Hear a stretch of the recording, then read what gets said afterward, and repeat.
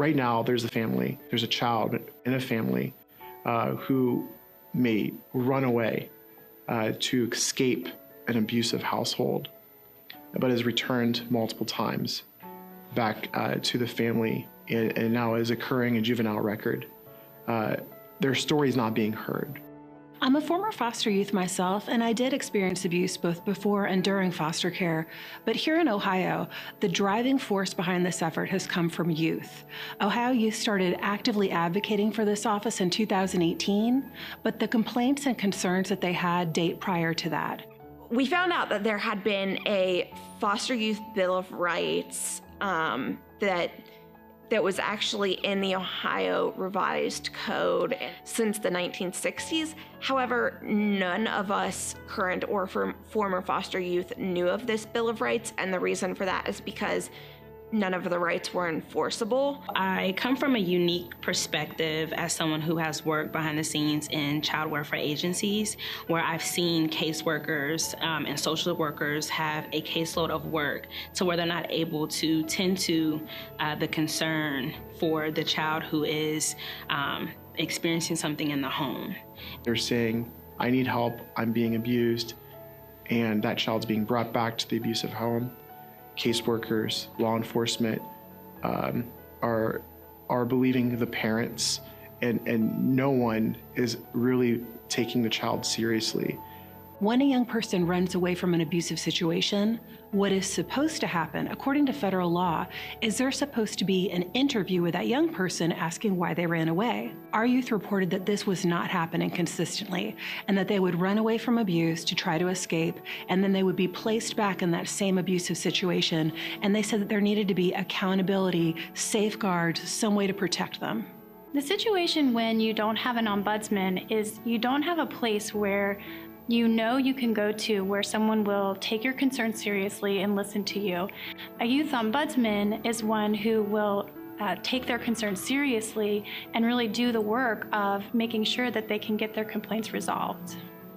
It's important for me to have a youth ombudsman office because I understand firsthand the power of having someone in your corner.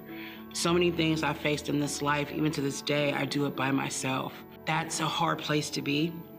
But when I was in care, I faced a situation where having an outside voice speak for me was very powerful for me. In my personal experience, the event that led to my removal from my father's care was a more serious assault than normal. And on that day, I found myself with no one to call and no one to reach out to for help because I no longer trusted the current measures that were in place. So had there been a youth ombudsman, there would have been this alternative mechanism to report my concerns. I feel that it was important for a youth ombudsman office to be established because when I was in care, both myself and a vast majority of my peers had endured some sort of abuse or violation of what was supposed to be our rights on some level. And I hate to report this, but very often the case was that these things were not addressed appropriately. And if the perpetrator of the abuse isn't forthcoming, which they usually are not, then these issues remain unaddressed and youth stay in these actively and legitimately dangerous situations because they are not being listened to. And I don't know if you all are familiar with Micaiah Bryant. She is a young woman that died here. She was killed here in Columbus. And she had said, listen, I need help. This is what's going on in this home. I could have easily been in Micaiah Bryant's shoes. And that is what's hurtful for me, is that if she had that youth ombudsman, I wonder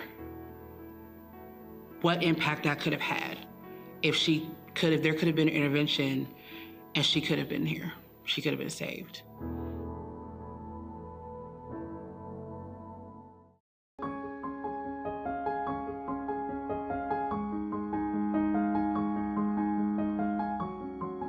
Our role at CDF-Ohio is really to amplify the voices of the people with lived experience and We wanted to make sure that the stories that they were telling that were showing how the system was failing youth were said in front of the people that needed to hear it to be able to make this important policy change.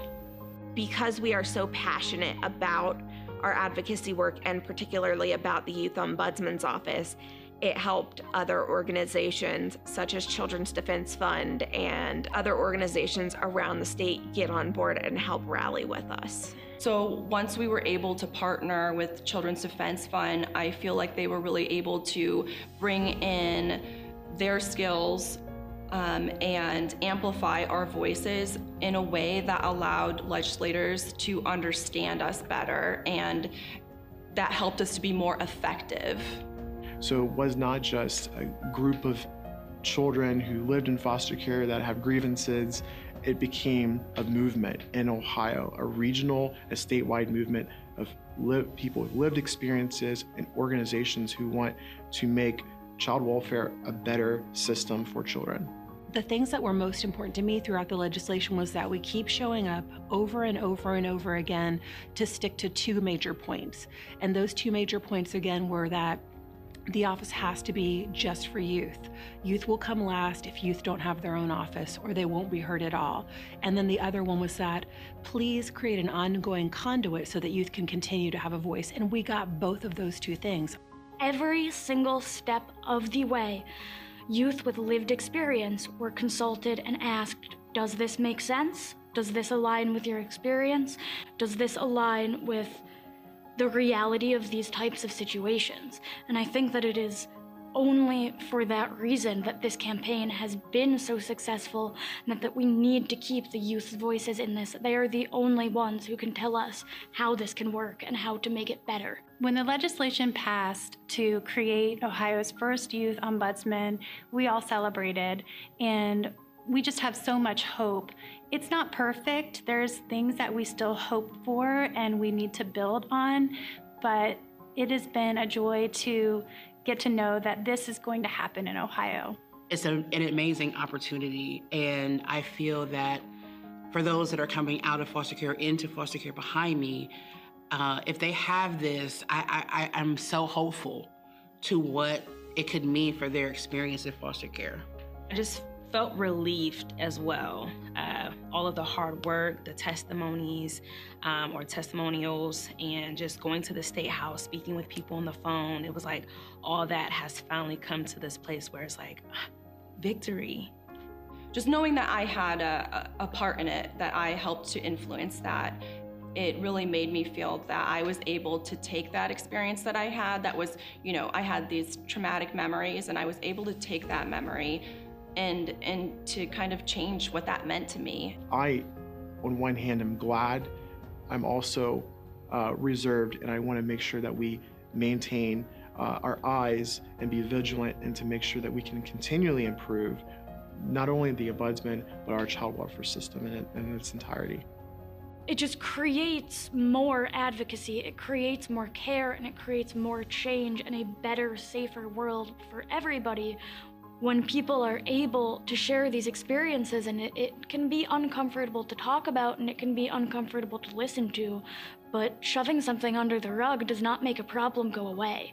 And I am just really happy that I'm able to sit here and say that there is a problem, and this is important, and we're working on it. And things are getting better and improvements are being made, and that just makes my heart happy.